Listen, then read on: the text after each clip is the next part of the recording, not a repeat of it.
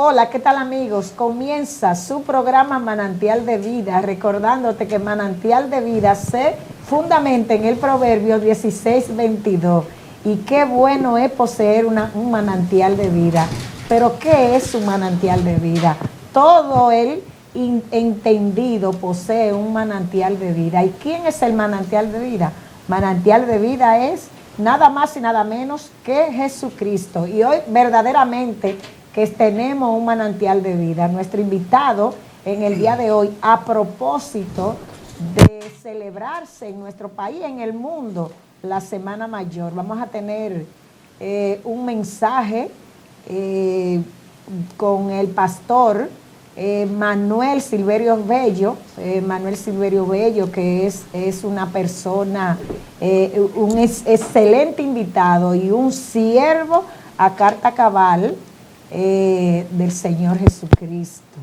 Es una persona con una preparación inmensa, ha escrito muchos libros, pastor de la iglesia Asamblea de Dios, Casa de mi Padre, y para nosotros es un privilegio pues pertenecer a esta iglesia, porque con esta pareja que guía esta iglesia, de verdad que es para sentirse orgulloso.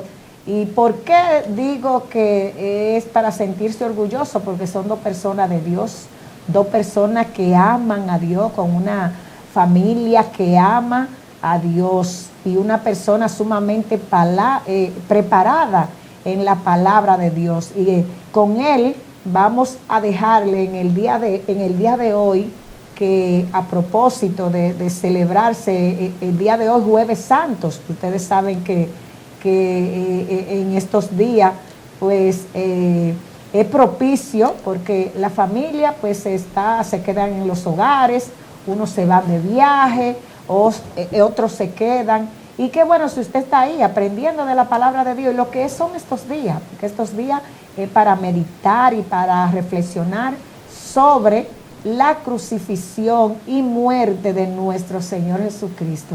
Así es que lo dejo con este mensaje excelente que vamos a tener, el mensaje, yo le voy a poner el mensaje de la cruz. Así es que con ustedes, el pastor Manuel Silverio Bello. Pastor, bienvenido. Pues, muchas gracias. Así es que para nosotros es un placer pues tenerlo a usted para los amigos televidentes que están en sintonía en estos días. Usted sabe que a propicio de celebrarse la Semana Mayor, la Semana Santa, que yo digo que no es santa, pastor. Sí. Porque muchas personas, usted sabe para qué lo cogen, para tomar, sí, y entonces, pero qué bueno, nosotros le vamos a hablar a esos amigos televidentes, porque decidieron quedarse en casita, y aún aquellos que se fueron, pero quieren oír palabra. Y eso es lo que usted va a dar. Sí. El pastor, si me pongo a decir su currículo, no terminaría esta tarde. No se preocupe. Lo único que para mí es un orgullo y un placer, porque es nuestro pastor, entre él y la pastora Milagros Saturria de Bello, pues, pues dirigen esta iglesia, Asamblea de Dios, Casa de mi Padre. Así es que los micrófonos son de usted, pastor. Pues, licenciada Balbina Rojas, gracias por la invitación a este importante programa. Agradezco a Dios la oportunidad. Usted es una persona que la apreciamos mucho en nuestra iglesia. Mi esposa y yo la apreciamos. Bueno, con mucha especialidad, porque usted es una persona inquieta, no solamente en la vida, porque pudieran decir, bueno, pero mira que ella que está con el presidente aquí, que está, pero usted es una persona que ama a Dios y sirve al pueblo de todo corazón. Y agradezco la oportunidad que usted me da en su programa para dirigirnos en esta Semana Mayor. Como usted decía, muchos dicen la Semana Santa. No, vamos a decir la Semana Mayor. Es más, la Semana Mayor. Y en lo que voy a hablar, vamos a hablar un poquito más profundo sobre este sentido en particular. Bueno, que ya usted le puso el tema. Ya usted le puso Ya un yo tema. le puse un tema, ya sí, yo el dije pastor así. decime, yo puse el mensaje de la cruz. Sí, más o menos por Y ahí para vamos. mí yo sé, conociendo de la trayectoria del pastor, sé que este mensaje va a ser edificante para los miembros de la familia, su vecino que quizás se va a estar en su casa, el amigo. Lo dejo con este mensaje y voy a repetirlo de nuevo, el mensaje de la cruz. Sí. Así que con ustedes el pastor Silverio Manuel Silverio Bello. Manuel Bello. Amén. Pues muchas gracias. Pastor. Como ya mi hermana dijo, la licenciada Balbina Rojas, ella le puso un título, Qué linda está. El mensaje de la cruz, y yo le pongo ahí un subtítulo para ampliar, y es la importancia del sacrificio de Cristo en la cruz del Calvario. Siempre le he dicho a mis amigos, mis compañeros de ministerio, a la feligresía en Déjame le sentido tirar una general, foto. que cuando llega la Ahorita me Semana voy a tirar una Mayor, foto ayer. yo como que me siento un poquito nostálgico. Nostálgico, no una nostalgia de tristeza, sino que mi mente se traslada más de 2000 años atrás, cuando nuestro Señor Jesucristo abrió sus brazos en la cruz del Calvario, que sus manos fueron horadadas por aquellos clavos punzantes, sus manos y sus pies, su costado traspasado por aquella lanza aguda que lo traspasó y que botó agua y sangre. Y su frente, sus sienes, le pusieron una corona de espina en un tono burlesco. Pero todo eso nuestro Señor Jesucristo lo padeció por nuestros pecados, por los pecados míos y por los pecados suyos. Él abrió sus brazos en la cruz del Calvario. Y esta Semana Mayor, que, bueno, anteriormente aún la tradición, diríamos la religión tradicional y la cultura, especialmente dominicana, yo recuerdo cuando era niño, cuando se hablaba de la Semana Santa, entre comillas, porque decimos que todas las semanas deben ser santas para el creyente. Pero había un recogimiento, aunque fuera por esa semana. Había, claro, en la tradición se iba más allá. Pero cuando uno contempla en estos tiempos cómo se prostituye, se desacratiza la Semana Mayor y tantas fiestas, tanto de fifarro, de bebidas, tantas muertes por intoxicación alcohólicas y sus consecuencias, que esto no debiera ser. Pero vamos a hablar sobre ese mensaje de la cruz, la importancia que tiene el mensaje de la cruz. Y permítame comenzar con una serie de versículos concatenados que nos ayudan a pensar en ese arquitecto divino que hizo los cielos y la tierra, Dios, y diseñó para la humanidad un plan de salvación y que se consumó con la muerte del Cordero de Dios que quita el pecado del mundo, como así lo dijo Juan el Bautista cuando presentó a nuestro Señor Jesucristo. Pero ¿por qué lo presenta Juan el Bautista así? Eso tiene su historia en los anaqueles divinos. Eso tiene su importancia. Eso tiene su origen. Oiga, en Génesis capítulo 3, versículo 15, permítame en esta parte leer este versículo. Dice, y pondré enemistad entre ti y la mujer, entre tu simiente y la simiente suya. Esta te herirá en la cabeza y tú le herirás en el calcañar. ¿Qué quiere decir Dios en este pasaje de las Escrituras?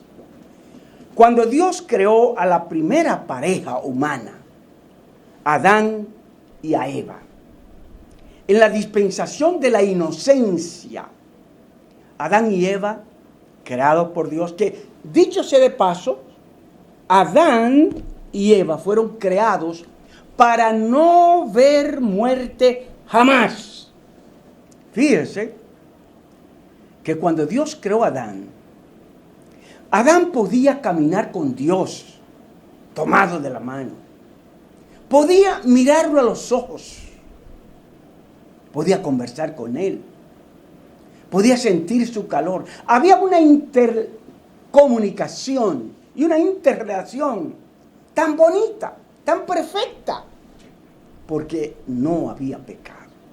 Ahora, ese estado y esa relación y esa inmortalidad con que Dios creó a Adán, esa inmortalidad, tenía un condicionamiento.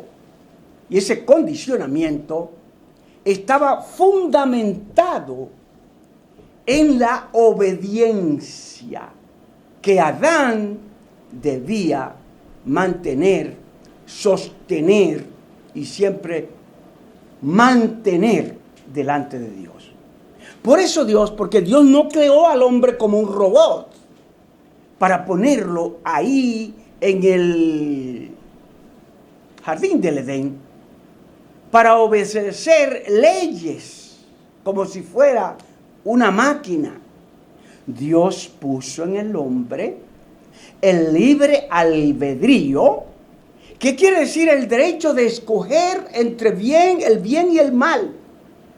Y Dios toma a Adán, y me imagino que también a Eva, y lo lleva por el huerto y le presenta árbol por árbol. Y le dice, mira, este es el árbol para comer, este es el árbol, tú puedes comer de este, pero llega a un tipo de árbol.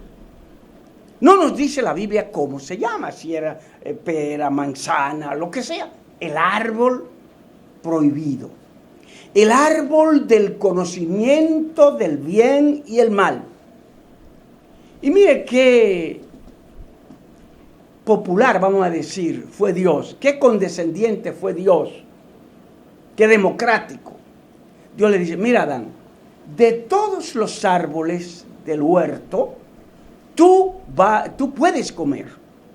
Pero de ese que está ahí en el medio, no coma, porque el día que tú comas, perecerá. Mire qué curiosidad. Hay en la versión antigua, especialmente la del oso, la versión del oso, como se le llama, dice, tú Pérez, como si fuera el apellido, terminando con Z, Pérez será. Y algunas versiones antiguas así lo dicen. Pero vamos a dejar eso a un lado.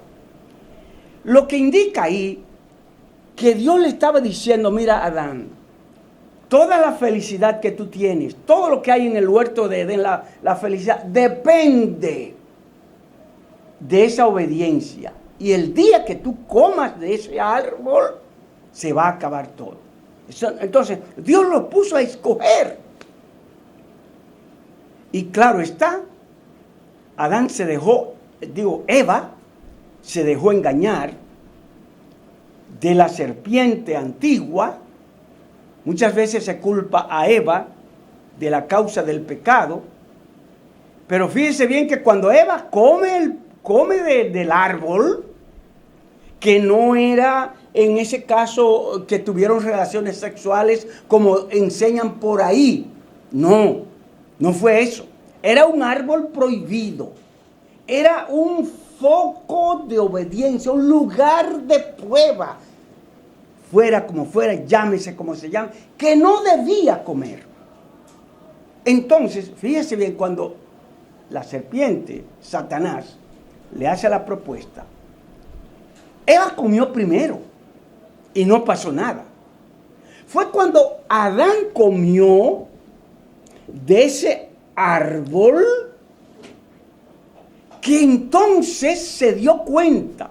¿Por qué sucedió así? ¿Por qué cuando Eva comió no se dio cuenta de una? Porque el mandato fue dado a Adán. Adán pudo haberle dicho a Eva, no, yo no como de eso. Y si Adán no lo comía, aunque Eva lo hubiese comido, no se hubiesen dado cuenta ningunos que estaban desnudos. La conciencia, el conocimiento del bien y el mal no hubiese llegado en ese tiempo, porque la responsabilidad, el mandato, Dios se lo había dado a Adán.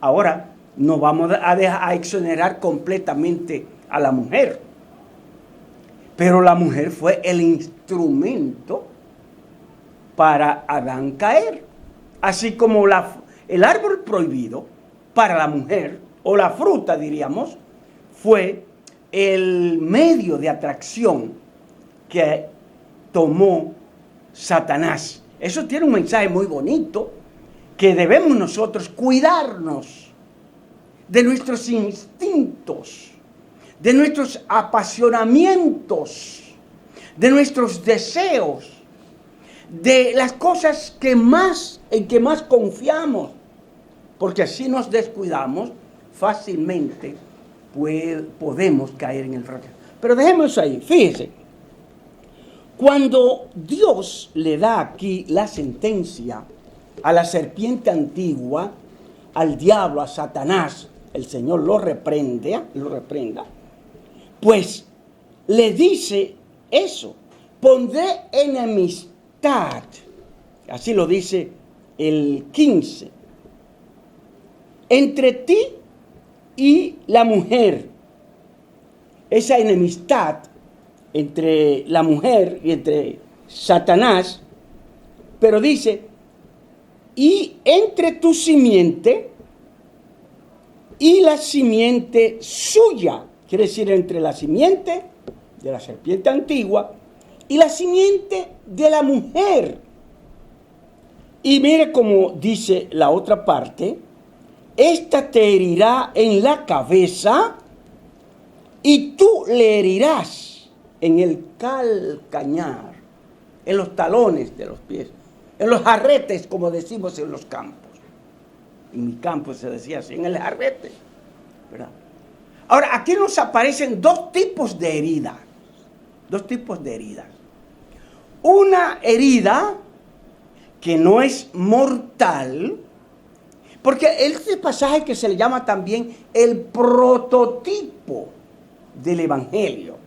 El Evangelio en miniatura, porque está señalando a la cruz, a la simiente de la mujer, a Jesucristo, el Hijo de Dios, cuando por obra y gracia del Espíritu Santo fue encarnado en el vientre, o engendrado en el vientre de María, y Él se hizo hombre.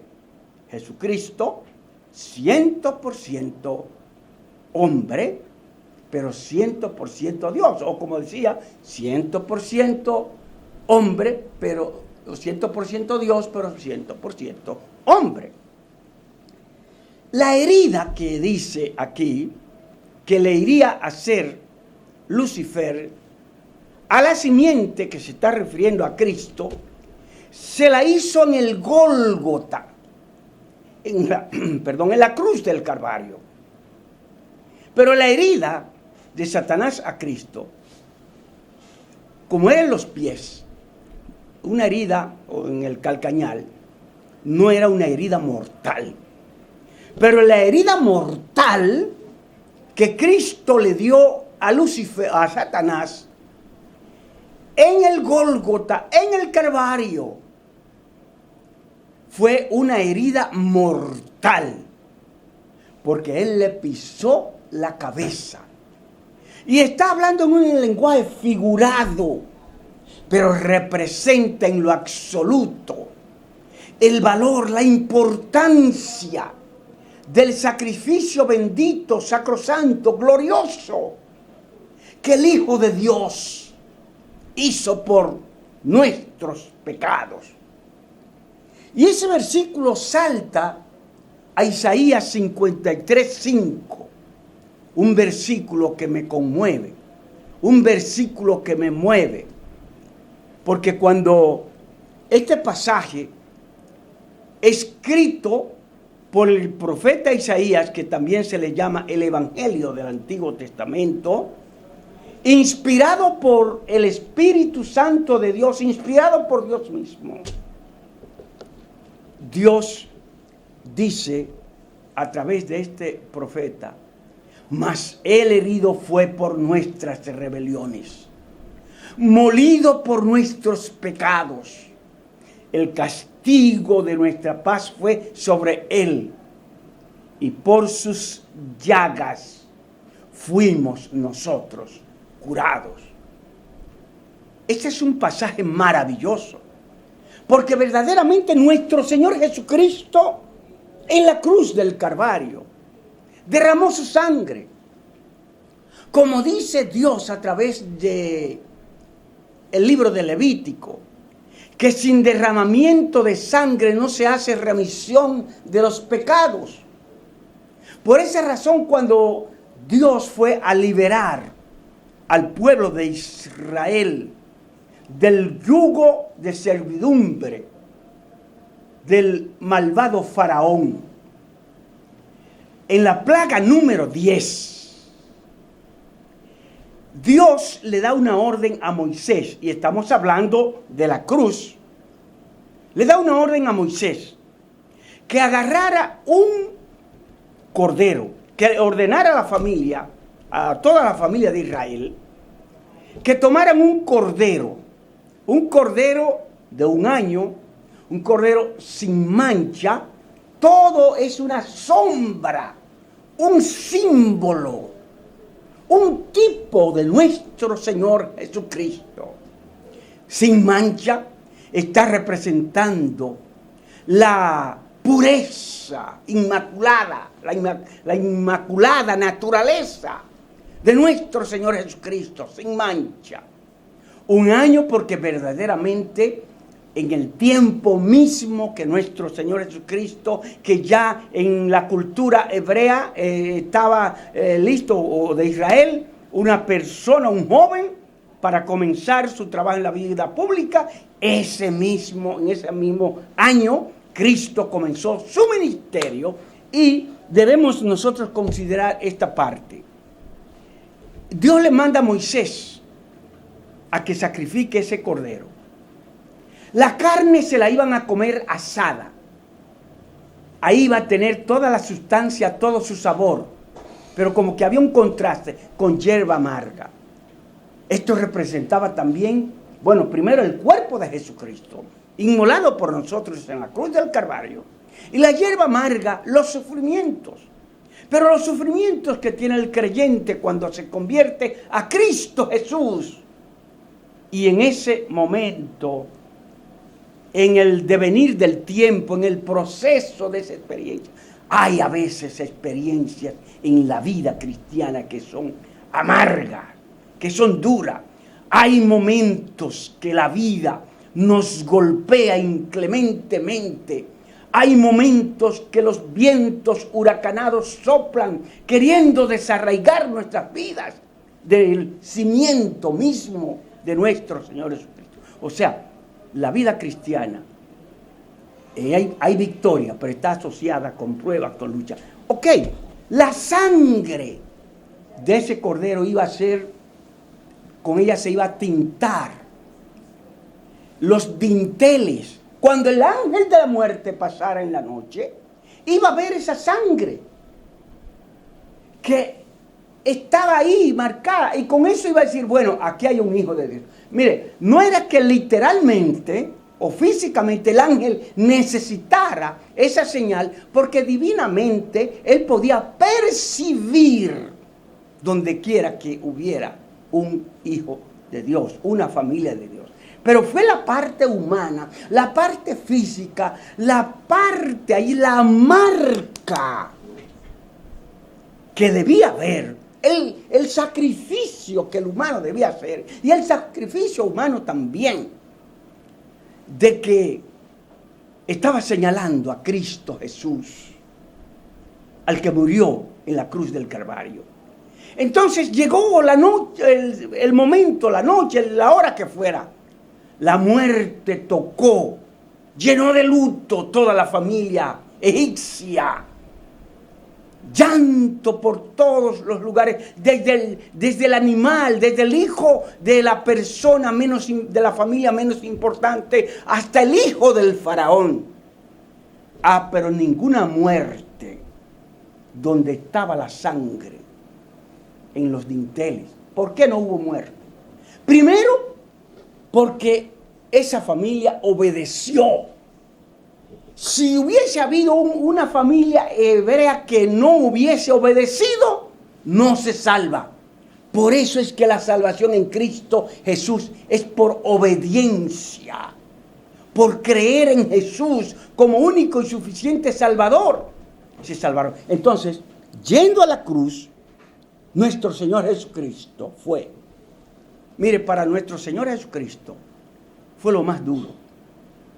Señores, comenzando en el Getsemaní, hay algo, y precisamente tengo algo escrito en mi libro número 15, que va a salir, ya en esta semana sale, que los dones y el fruto del Espíritu, y con un subtítulo, sus operaciones, necesidad que impera en la iglesia y en los creyentes de hoy. Y ahí yo hablo de esos momentos difíciles que la persona pasa. Y hablo de Jesucristo cuando en el Getsemaní, él pasó un momento muy crucial, momento antes de ir a la cruz.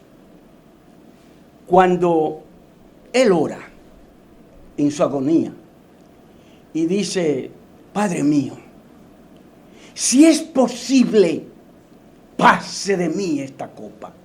¿Sabe lo que quiso decir Jesucristo? Jesucristo, en su propia naturaleza humana, el Jesús humano, quiso decir, Señor, si tú tienes un plan B para salvar a la humanidad, que no sea quiere decir que no sea que muera yo en la cruz, pues muéstramelo. Pero se recordó una vez. No, Padre, no como yo quiera, sino como sea tu voluntad. O sea, el Jesús humano, la humanidad de Cristo, allí manifestada. Pero al mismo tiempo, ese Cristo todavía en su cuerpo mismo reconoció que había venido aquí a la tierra con un propósito, de derramar su sangre. Porque así como en el tabernáculo el sumo sacerdote tenía que hacer un sacrificio una vez al año, la fiesta de la expiación, lo que se llama modernamente Yom Kippur, donde se derramaba esa sangre del cordero, el sumo sacerdote entraba con sangre ajena, llevaba unas campanitas que sonaban, y un cinto para cuando entraba al lugar santísimo una vez al año, cuando llegaba al propiciatorio. Si a Dios no le agradaba el sacrificio que él llevaba por el pueblo, porque había pecado, él moría. Y entonces lo alaban por ese cinto, por ese cordón que estaba amarrado en su cinto. Los levitas lo alaban y de esa manera lo sacaban muerto. ¿Sabe que nuestro Señor Jesucristo, cuando fue a la cruz del Calvario, en él no había pecado? Pero como dice Isaías 53:6, mas Él herido fue por nuestros pecados, por nuestras molido, machacado por nuestros pecados. El castigo de nuestra paz fue sobre Él, y por sus llagas fuimos nosotros curados. Cristo murió, no para enseñar a la gente a morir como muchos dicen. Cristo murió porque Él dio su vida. Mire, humanamente Cristo fue creado como el primer Adán sin pecado. Cristo fue creado para no morir, para no ver muerte. Pero se necesitaba que alguien sin pecado, sin mancha, que fuera humano, no un animal. El sumo sacerdote hebreo, en la ley de Moisés, iba con sangre ajena. Pero Cristo fue, no a un propiciatorio humano. Cristo traspasó los cielos con su propia sangre. Y allí pagó el precio por nuestros pecados. Y quiero decirles a ustedes, amigos, amigas, y a cada uno de los hermanos y a las hermanas, el sacrificio de Cristo en la cruz del Calvario es lo más grande que pudo haber. Porque Cristo mismo dijo, yo soy el único camino, la única verdad y la única vida. ¿Sabe por qué? Porque Él fue el único.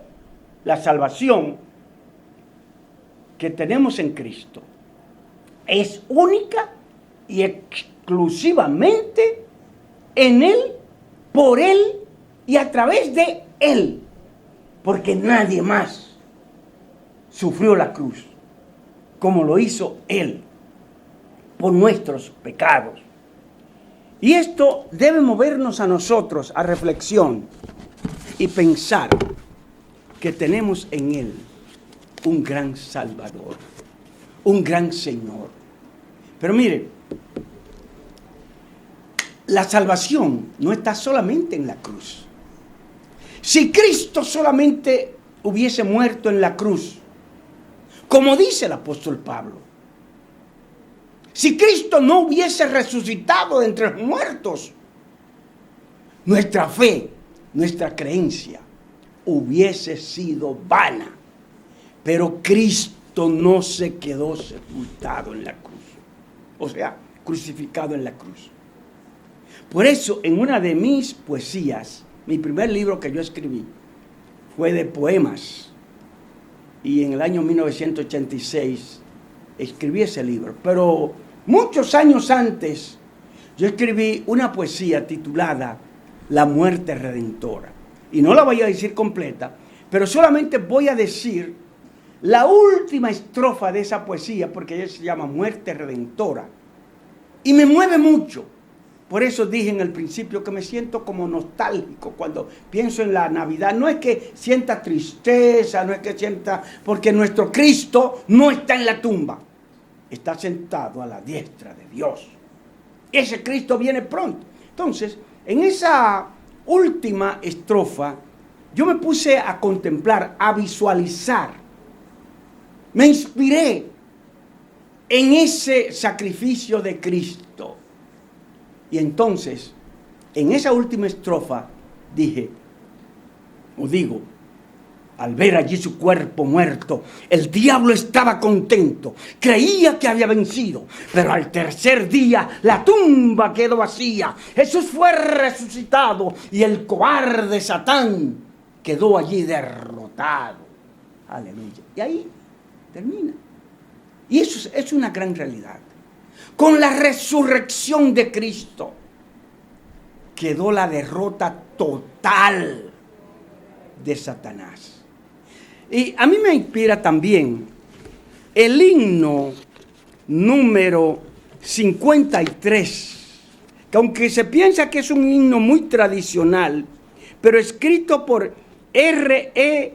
Hudson, y en el himnario de Gloria, no lo voy a cantar, no se preocupe, pero voy a leer algunas frases que tienen un mensaje muy de ahora, muy de hoy, muy práctico para nosotros. Dice, me hirió el pecado, fui a Jesús. mostréle mi dolor. Perdido errante, vi su luz. Bendíjome en su amor. Y entonces el coro de ese himno dice: en la cruz, do primero vi la luz.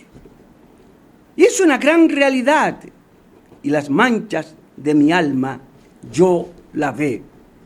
Y sigue diciendo la segunda: sobre una cruz, mi buen Señor, su sangre derramó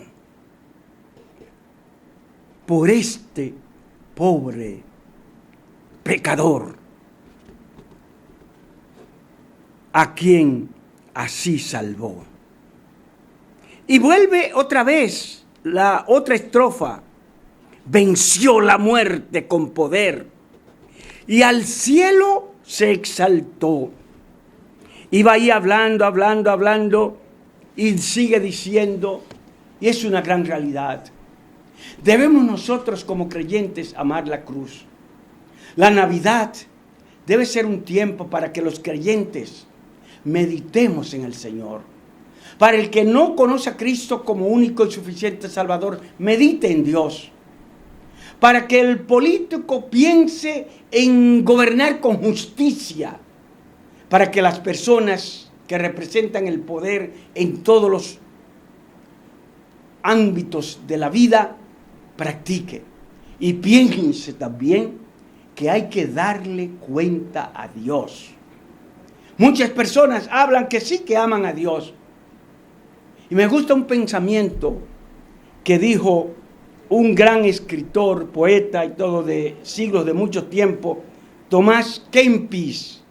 Y él decía, Jesús, oiga bien lo que dijo él.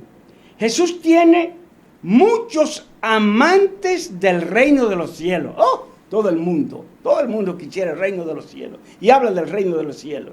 Pero dice él en su pensamiento, pero pocos amantes de su cruz. Y es una gran realidad.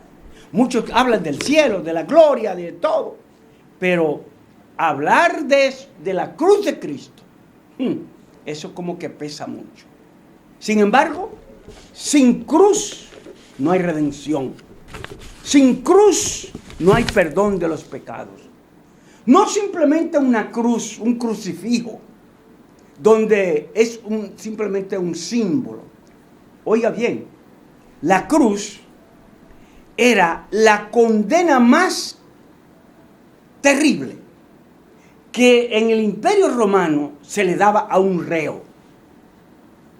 Nuestro Señor Jesucristo, que la cruz era una maldición, la convirtió en una bendición.